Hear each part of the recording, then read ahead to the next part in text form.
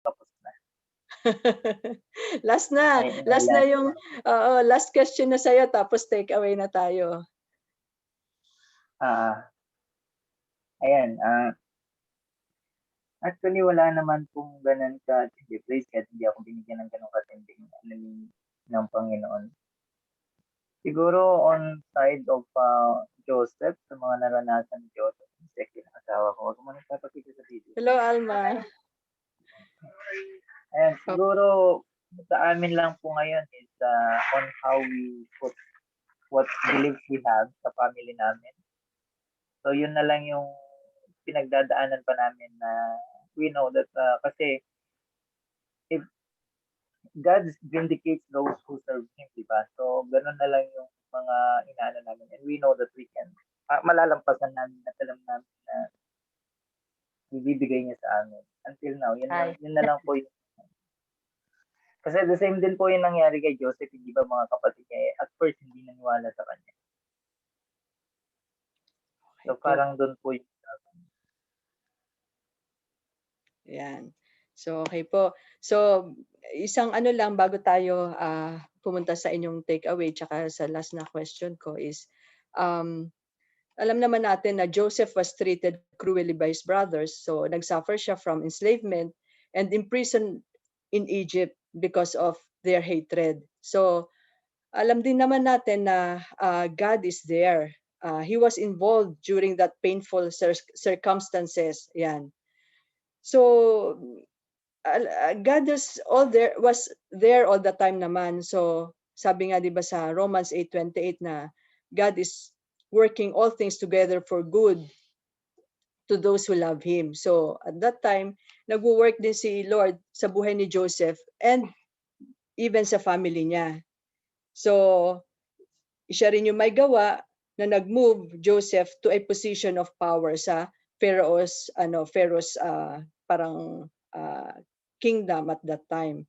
So pag-aanuhan natin, kung titignan natin sa buhay ni Joseph, yan, it is important na mag-umpisa tayo sa katotohanan. It is important to start actually with the truth about the Lord's character, about God's power, about God's promises in the Bible. So these things is actually, it will become our foundation that will help us to understand yung role ng Panginoon Diyos sa buhay natin. Role not only in triumphs, but role also in tragedies or any circumstances in our lives. So napakahalaga na makilala natin or malaman natin ang katotohanan. Diyan tayo mag-start. Yan ang foundation natin, the truth about God, the truth about His character, about His power, about His promises in the Bible, which is yung word niya rin. So, although may mga pagkakataon, we can't always grasp what God is doing in our circumstances, but still we can rely on His promises that He will work all things together for good for all of us who belong to Him and also who love Him. Yan. So, napaka-importante po na palagi nating alalahanin yan. So, it's also important to remember that nothing touches us without passing through His loving and sovereign hands. Yan. So, God is always there with us. Ano bang circumstances natin? So, at that time, na napunta siya sa palace, kung titingnan natin, alam ko na nabasa nyo rin yan, na katulad nga ng sinabi ko kanina, so 7 years of abundance and then after that, nagkaroon ng 7 years of famine na naging cause para lumapit yung sila uli, mga kapatid ni Joseph, sa kanya. Nagpunta sila ng Egypt because nga nagkaroon ng famine that led them to have reunited. Naging na-reunite yung family niya, yung mga kapatid niya, tsaka yung si Jacob sa kanya. So, iyan yung naging reward kaya Joseph's life and rewards ang pinag-usapan natin. So, katulad din ng mga circumstances natin. Yan. So, ito na yung last question ko para mag-end na tayo. Isa-isa po. Dumating ba kayo sa time nyo na gusto niyo ng talikuran ng Panginoon Diyos? At saka ano yung take away na talagang naiwan sa inyong heart about sa life ni Joseph na gusto nyong iyon din yung talagang maging character nyo? umpisa tayo kay Ate Joyce.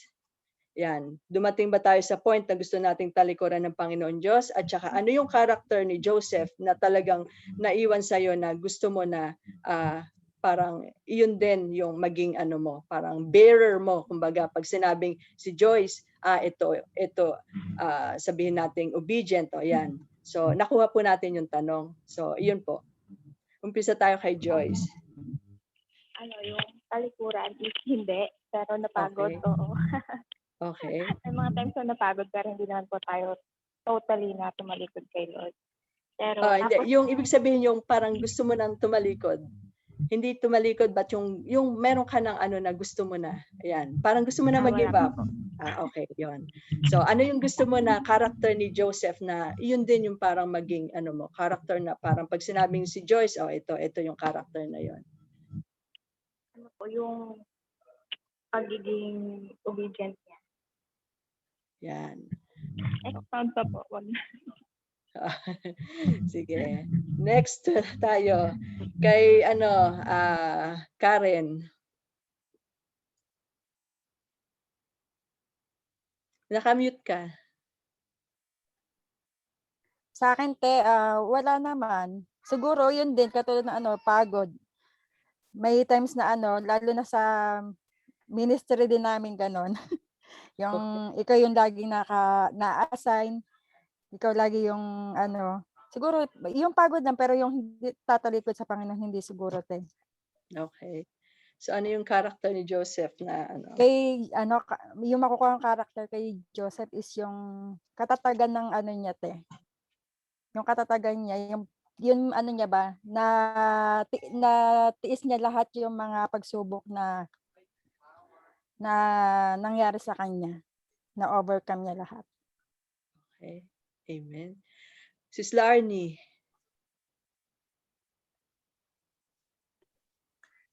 Wala pa naman ding nangyari. Wala pa naman ding nangyari sa akin na gano'n na gusto ko ng talikuran ng Panginoon. Although sometimes, katulad din ng sabi nila, napapagod ka rin. Dumarating sa buhay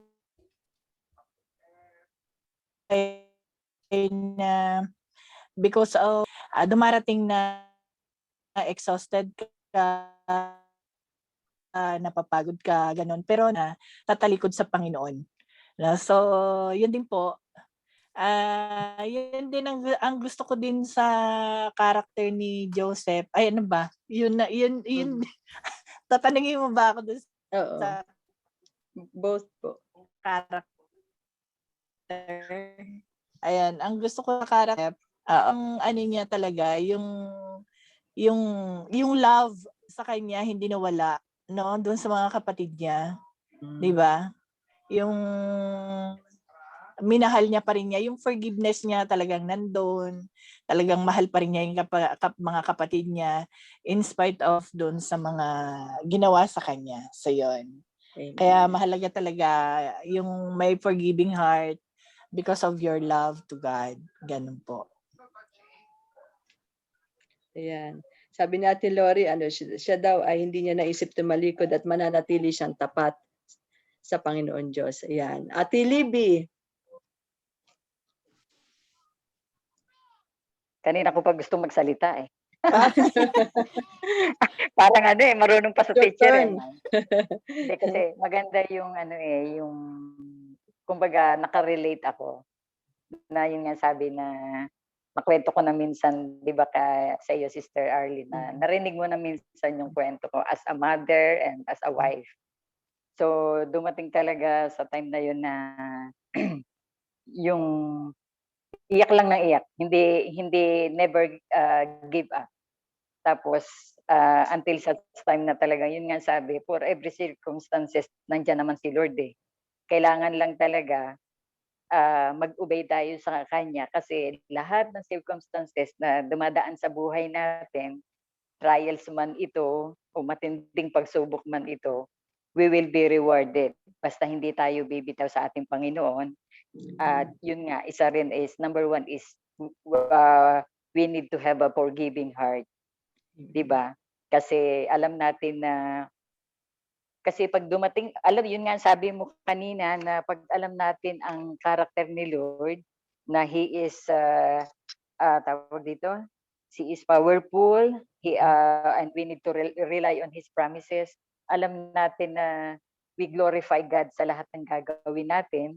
At alam natin na since sa matagal nating pag-aaral, we are deep in have a deep in relationship sa ating Panginoon, at alam natin na it comes to pass everything, at we will be rewarded at the end of our life. Magkakaroon tayo ng sa eternal life, we will be rewarded. Yun lamang po. Opo. Ano naman ni Joseph, character ang Sa gusto karakter niya po ni Joseph is, ayun nga, nagkaroon siya ng Hindi ikaw, yun sana sa'yo, yung para sa'yo po. Ano yung character ni Joseph na gusto mo na ma-instill din sa'yo na magkaroon ka rin? Kung wala pa, kung meron naman, ano yon? yung pagiging obedient niya, at saka yung forgiveness nandoon naman, di ba, pag matagal na pag malalim na yung relasyon natin kay Lord, talagang hindi ka na madamot magbigay ng pagpapatawad sa mga nagkakasala sa iyo, di ba? Yun lamang po. Thank you. Mama Kat. Ayun, sa akin, yung unang tanong, Mama Lynn, kung tatalikod ka sa Panginoon. Opo. Kung tatalikod, hindi. Patuloy pa rin. Kahit madaming pagdadaanan, still patuloy pa rin.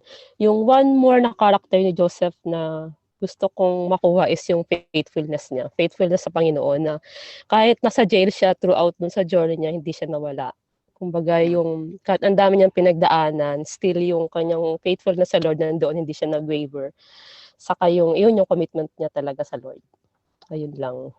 Amen. Thank you. Yung dito sa dito sa may nakalagay CC lang. Sino po yung naandito? Kaya hindi ko natawag sa question kanina.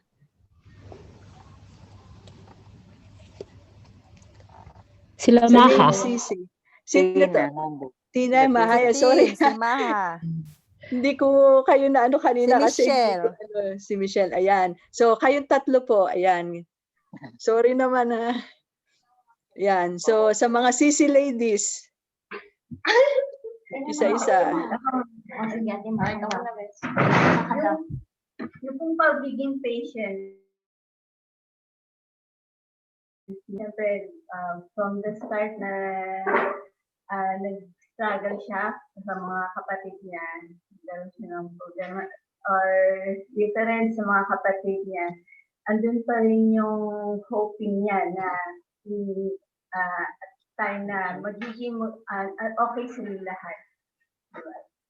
So, kumaga sa pinagdadaanan natin ng pandemic, siyempre yung mga tao parang nagkakaroon ng anxiety or mga parang wala nang parang iniisip nila baka tumagal itong pandemic na to. Pero we're hoping na andun pa rin si God. Talagang tatanggalin niya to. Siguro hindi lang ngayon, kumbaga. Pero antay lang tayo. Kung tatanggalin ko lang Yan. Okay po. Miss Tinay. Hello po.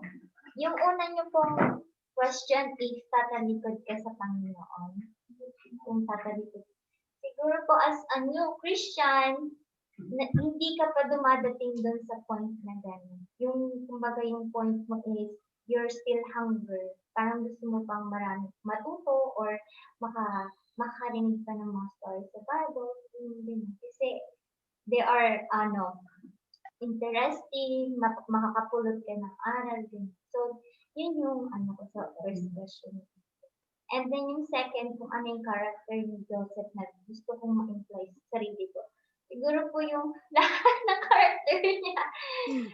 Kasi, hindi lang po sa disobedient ako, hindi lang po sa faithful ako. But to have those na strong faith, strong obedience, mga ganun po ba? Strong personality. Kasi if you are weak, you don't have those all characters, diba? Sa isang pagsubok pa lang, madali ka nang madadapa. So, yun. Yun po, pagiging obedience and faithful and strong. Next, Ate Michelle. Yun din po yung sasabihin ko, yung sinabi nilang dalawa. yung first question po is yung kung tatalikod. Yung literal po, oo, tsaka. Hindi, ano po, hindi syempre. Because as we accept Jesus Christ in our life, we commit our whole being to Him. So it means there's no turning back. Even though we turn back, still God will draw us closer again to Him. So, wala po sa ano ko yun, wala sa option. So, ang next po is ano po ba yung naturo, yung character na gusto ko kay Joseph is yung pagiging ano niya, yung strength niya, yung endurance, yung alam niyo po yung kahit na you have yung emotionally, physically tired na siya but spiritually he is strong. Yun po yung gusto ko kay Joseph. Amen. Okay po. Ate Sara. Yan, malapit na tayo. Hello po. So, sa akin Hello naman po. po, for the first question, yung tatalikod, hindi din po. And then, next, yung character ni Joseph na gusto ko na makakuha din sa life ko is yung he did what is pleasing to the Lord despite yung parang, despite sa consequences. Yung dun sa nangyari dun, yung siniduce siya ng wife, nung Potiphar ba yan? So, he did what is pleasing to the Lord. Hindi siya So, yun po yung gusto ko na character ni Joseph. Amen. Yan. Ate Blay.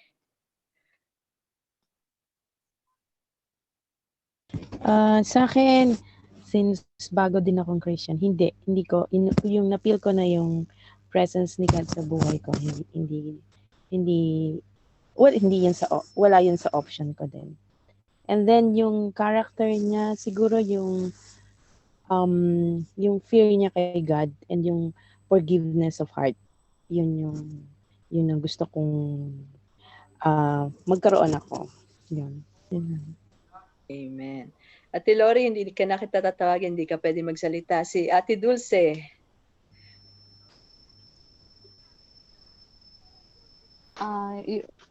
Yung sa akin naman, yung tatalikod, kahit na nung noon pa may mga pinagdaanan akong na medyo yung mga mabibigat na pinagdaanan, pero hindi ako tumalikod sa Panginoon.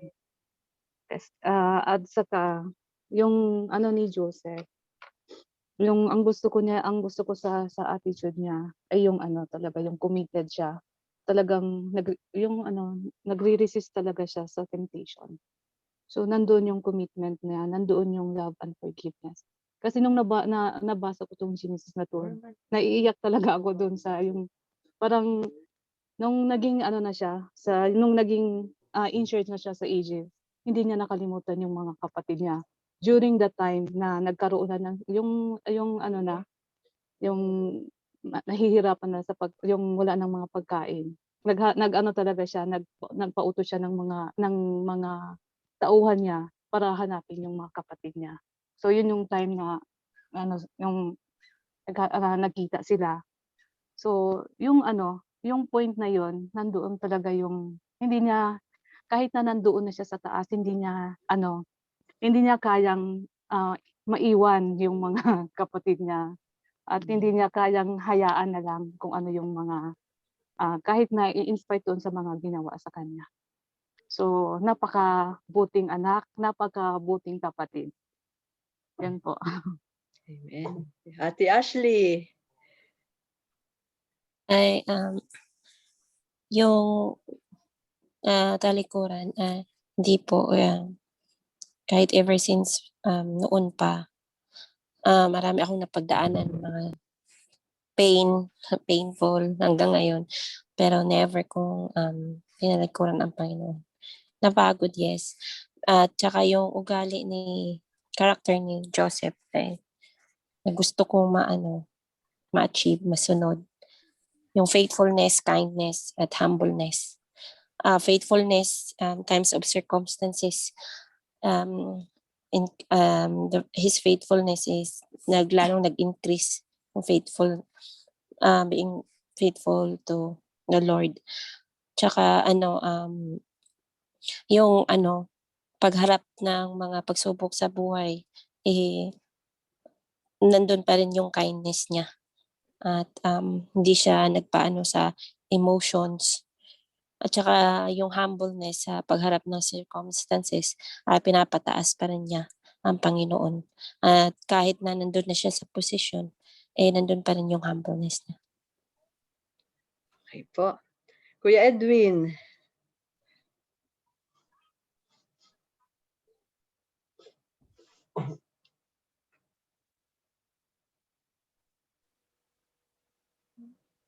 Ayun. Good morning. Good afternoon ulit po. Actually, kung titignan natin yung ni Joseph, napakaganda eh. And you cannot even say na tatalikuran mo ang Panginoon. Kasi para sa akin ang gusto ko kay Joseph yung pride niya. At Yung saka alin po? Sorry. Sorry po. Alin Kuya Edwin? Yung nagustuhan mo? Pride po. Pride? Pride. At saka in what terms ng pride? Ano ibig mo sabihin sa pride? Ang pride ko na dito, yung pride niya na like on how God, how he deal with the Lord. Kung ano yung nalalaman niya about God. What I mean is kung ano yung pinapagawa sa kanya, ipinus pa rin niya. What I mean, ipinaglaban niya ito. So that is obedience, Kuya. Okay, obedience. So po natin gamitin yung pride, sorry. So yung obedience niya, and he never lost din yung sight niya on the one who's, alam mo yun, kung sino yung nagkukontrol sa buhay niya. Yan, okay po. Ate April. Ayun, hello po ate. Opo. So yung sa first question, kung naisip ko na ba in some point in my life kung na tumalikod sa Panginoon dun sa mga pinagdadaanan, I don't think po na na naisip ko na yon na talikuran ng Panginoon. Siguro there are instances na nanghina or naging lukewarm pero never ko naisip na tumalikod sa Panginoon. And sa second question, regarding dun sa characteristic ni Joseph na gusto kong i-emulate, siguro yung lahat ng gagawin ko is to glorify the Lord. Katulad nung ginawa niya, na-resist niya yung temptation, na doon sa work din niya, nung kahit na slave siya, nakikita talaga ni Potiphar noon na nag-excel siya, ganun. Yung lahat po ng ginagawa ko, it is to glorify the Lord and to remain humble. Na kahit na ano man yung marating niya, maging in charge man siya sa buong palace before, he still remained humble and ina-acknowledge niya lagi na kung ano man yung narating niya, it is because of the Lord. Siguro po yun. Amen. Opo. Leia.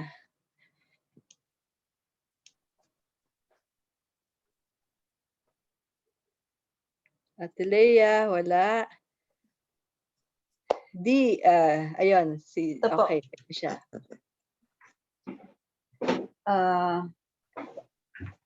Sa akin po yung unang question, siguro may naranasan ko pong naging lukewarm pero yung tumalikod hindi po. At saka yung doon sa characteristic ni Joseph, yung pagka-humble niya kasi kahit nagiging siya, gobernador siya doon sa Egypt ay ganun pa rin siya, hindi niya pinagmalaki na dahil sa kanya kundi dahil sa Panginoon. At saka yung yung forgiveness, yung forgiveness heart niya. Tsaka yung yung ba yun, may takot siya sa Diyos. Yun po. Amen. Adi, your turn. Yung pong sa akin sa first question, nung hindi pa ako Christian, hindi pa ako tumalikod, but I can feel na may gap. There is a gap between me and the Lord. Then, pero hindi ko naisip na talikuran or totally mawala sa kanya. Tapos yung sa second question, kung ano yung characteristic ni Joseph, ang gusto ko sa kanya yung he never complains.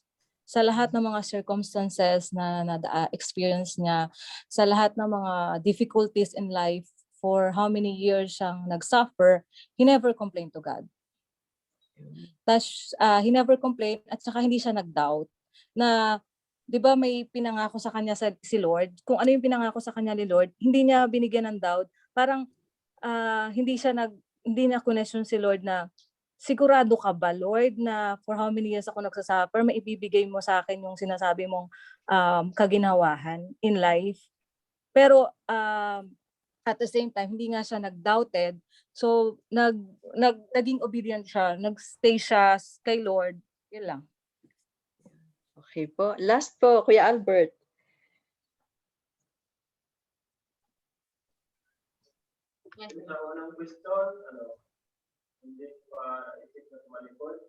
Kuya Albert. Ay, andito po siya. Ay, andyan ba kasama kayo? Sorry. Ay, ikaw po, Kuya Albert. Last. Ako yan. Doon sa unang question, hindi ko po naisip na tumalikod. So, doon sa pangalawang question, actually all of the above sana. Pero, merong pinakamagandang yung sa obedient. Kasi, yung obedient, yung talagang key, bakit nandun palagi yung Diyos sa kanya. Kasi kung isipin natin, kung hindi ba siya nag-obey sa Diyos, kung hindi ba siya nag-obey, nakarating ba siya doon sa kanyang kalalagyan, yung doon sa pagiging gobernador niya, di ba? Hindi. So, yun talaga, kahit sa atin, obedient ang pinaka-the best na isa pamuhay natin. Kasi kung wala kang obedient, parang masabing mahal natin ang Diyos kung hindi natin sinusunod ang kanyang mga utos. Yun lang po. Ayan, amen po. So, ang gaganda ng mga sinabi, pero napakabuti ng Diyos. Tsaka yung bottom line talaga, all the way, from the day one up to the last ng journey ni Joseph is, God is with him. Kaya niya na-endure kung ano man yung mga hirap na pinagdaanan. The same way din po sa atin, whatever that we are going through, God is with us. Nasa atin na lang po yun kung paano tayo mag-respond sa Panginoon Diyos. Amen po. So, thank you po at God bless sa lahat. Yan. Cheese, ayan. Back to you. Thank you, teacher. Wow, very amazing, no? So, iba ang ating ngayon, no? Talagang Q&A at very engaging. Salamat po, Ate Arlene, for wonderful teaching. Talagang napiga ang inyong mga utak ba? Ang inyong mga puso pala, no? Utak at puso. Talagang yung mga questions ay very personal, no? At saka talagang application siya. Yan. Thank you again, Ate Arlene. So, welcome po. Thank you rin. Glory to God. Yes. So, hindi na tayo magbe-breakout room kasi yung mga series of questions, somehow ganun din siya, no? Yan. So, ang next na gagawin natin ay, kasi 2:30 na. So, tamang-tama lang. Ayan. So, siniset up ko ngayon yung Google Classroom. Tapos, pag na-update ko na, check niya na lang doon. Magsisend ako ng yan. So, salamat everyone. And I'm sure na blessed kayong lahat. And next week, abangan ang ating bagong topic at ang ating teacher. Sino kaya, no? Ayan. So, may mga prayer request ba kayo? Sino may mga prayer request? We will close our session na. Yan. Ang aking takeaway lang, alam nyo, ang story ni Joseph ay very, no? Every time na nababasa ko yan, naiiyak talaga ako. Ganon din ba kayo? Nakakaiyak, no? Imagine mo, yes, oo. na siya, binenta, lahat ng pwedeng magawa sa kanya, lahat ng mga naranasan niya. And yet, di ba, in-acknowledge niya that it is God na yung behind everything. Di ba? Hindi niya naman sinisi yung mga kapatid niya. But nag-forgive siya. And naintindihan niya na kung bakit siya pinadala sa Egypt. Anong reason? Para i-save yung lahi nila, 'di ba? From famine. Yes. That's the very yung mission niya eh. So yung mga promotion po natin, it's not for our personal gain only. Pero gagamitin niya mga promotions na yan, yung mga advantages na yan for God's glory din. Amen ba? So, and let's close na in prayer. Amen. So, glory to God. Salamat po, Panginoon, sa hapong ito, sa panibagong topic po na natutunan po namin. Salamat po kay Ate Arlene, Lord, for the wisdom na ipinagkaloob niyo po sa kanya and for sharing her time, her talent, her expertise, Lord, and her knowledge, oh God. Salamat po, Panginoon. Patuloy niyo po siyang pagpalain ang kanyang work, kanyang ministry, kanyang family, and even po, Panginoon, ng kanyang health, oh God. We thank you, Father, at sa lahat po, Panginoon, ng mga kapatid kong narito at even yung mga hindi po naka-attend ngayong hapon, Lord. Salamat po sa pagpapala niyo, oh God. And today's session, Lord, ay hindi po ito mawawala sa aming isip, Lord. Bagkus, Lord, ito po ay tutubo, oh God, magkakaroon ng ugat sa aming mga puso. And Lord, we learn to share yung topic po na to, yung natutunan namin, oh God. We thank you, Father. We bless your name, oh God. In Jesus' name we pray. Amen. Amen. Yes! Salamat! And busog na busog Thank you. tayo, no? Thank you po. Thank you, everyone. God Salamat po. bless. God bless Thank you. God Bye-bye. bless. Wala Salamat. tayong picture, no? Teka. Wala pa tayong picture. Yes. Pwede ba mag-open ang mga inyong mga camera? Mag-open po tayo. Leia. Okay. Sige. 1, 2, 3. Screenshot. Yon. Screenshot na ngayon, ano?